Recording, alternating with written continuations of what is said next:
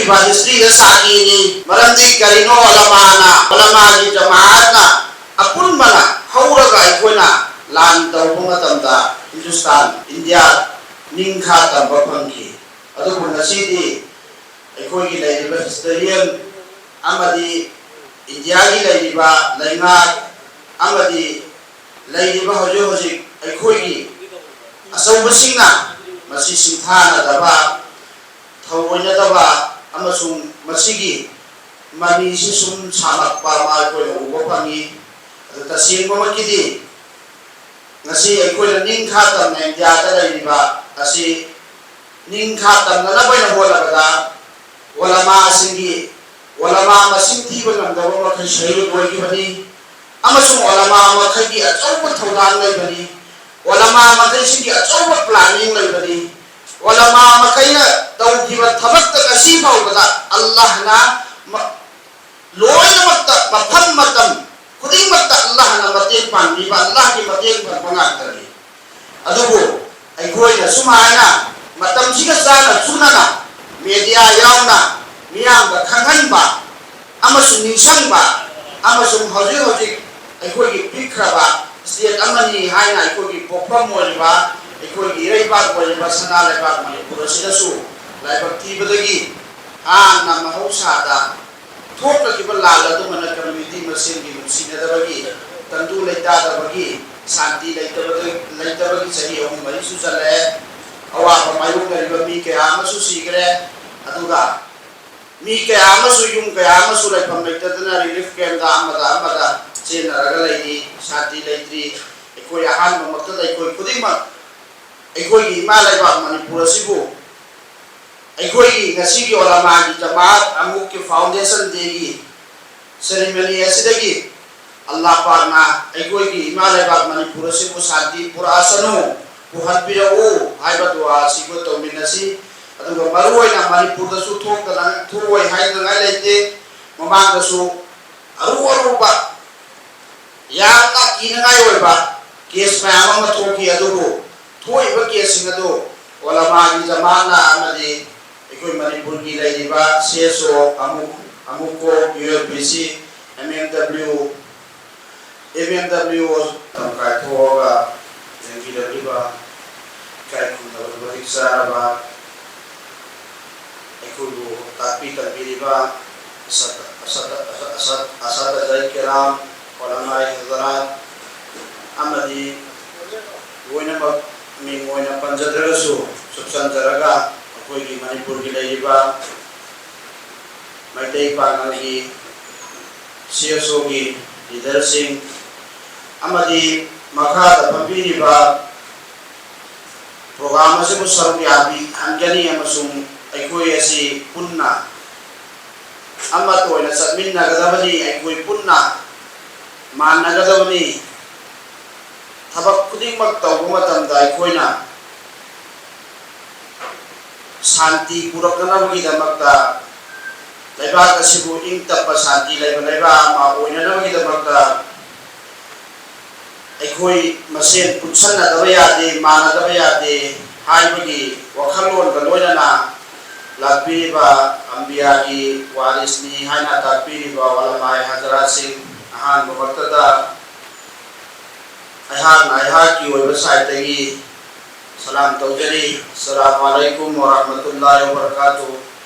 अमदी काय खुमना बोचरी मसीगी फंक्शन असिदा मणिपुर मसा खुंबदा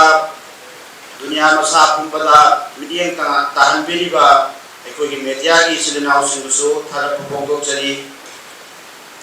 नसीगी निमिची यामना हरावी यामना हरावसिगी मरमदि करिनो हाइबा मतंता सुनगी सही अमगी ममांगदा यपिकना अखोई से थौना लैना मानदब यादे हाइना ओलमा मयाम से पुल्लगा लिलोंगा हान बफंबा दु आई सादु सो को दुम यावजकी मखाता बदा कवक्ता दा मुफंबसु यावी मखाता बदी कोई थबक सुंदना कया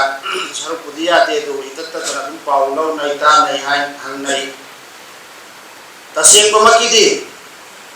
सिलनाव सिंह ओलमा हजरत सिंह ओलमा सिंह योइबा जमात असिदा गुनागार बंदा यहां आइना आइडी के सुले जदे को आई की होय आइना खंजबा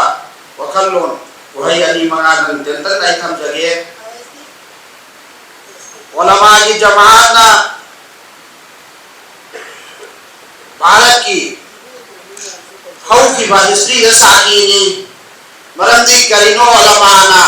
उलमा की जमात ना अपुन बना हौरगा अखोना लान तौबो मतमदा हिंदुस्तान इंडिया निंखा तब फंगी अदुबु नसीदी अखोगी लैरिबा हिस्टोरियन अमदी इंडिया की लैरिबा लैंगा अमदी लैरिबा हजो हजि अखोगी असौबसिंगना मसी सिंथाना दबा थौवैना दबा अमसुंग मसीगी मनी से सुम सामकपा मा कोई उबो fungi तसेंगबा मकिदी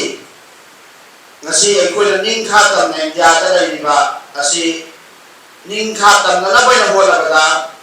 ulama singi ulama masing thi ba ngam da ba khai shayu boi ki bani amasung ulama ma khai gi achau thaudan lai bani ulama ma khai singi achau planning lai bani ulama ma khai na dau gi ba thabak ta kasi phau bada allah na loina mat ma pham matam खुदी मत अल्लाह ना मतें पानी बा अल्लाह की मतें पर पंगा करी अदुबो अखोय ना सुमायना मतम सिगा जाना सुनाना मीडिया यावना मियाम का खंगन बा अमसु निंसंग बा अमसु हजि हजि अखोय की पिखराबा स्टेट अमनी हाइना अखोय की पोफम मोलिबा अखोय की इरैबा मोलिबा सना लेबा मणिपुर सिदसु लाइबक तीबदगी ना महौसादा थोक की लाल मन कम्युनिटी मसें की नुसीनदबगी तंदु लेतादबगी शांति लेतबगी चही अहम मरीसु चले अवाब मायुंगरिबा मी कयामसु सीगरे अदुगा मी कयामसु युम कयामसु लेफम लेतदना रिलीफ कैंप दा अमदा चेनरगा लेनी शांति लेत्री एकोय आहान ममक्ता एकोय खुदिमा एकोय इमा लेबा मणिपुर सिबु अखोई ngasi gi ulama gi jamaat amuk ki foundation de gi ceremony asidagi allah parna अखोई gi himalaya bag manipur se ko santi pura asanu buhan pira o haiba dua sigo to minasi aduga maroi na manipur da su thok da thuroi hai da ngai leite mamang da su aru ba ya ta ki ngai oi ba case ma ma thoki adugo thoi ba case ngado ulama gi jamaat na amadi अखोई मणिपुर की लैरिबा CSO अमुको यूएलपीसी एमएमडब्ल्यू लैरिबा CSO मयाम सिंसिना सेलगा जोंगा होनरगा मकुत थवाई हापगा सीबगी दना सोंसन लगा लैबा सिगी अखोई कलमासो university now सिंग अखोई community मो कन्नना शांति लेना बे होरपनी अदुबो मसीदी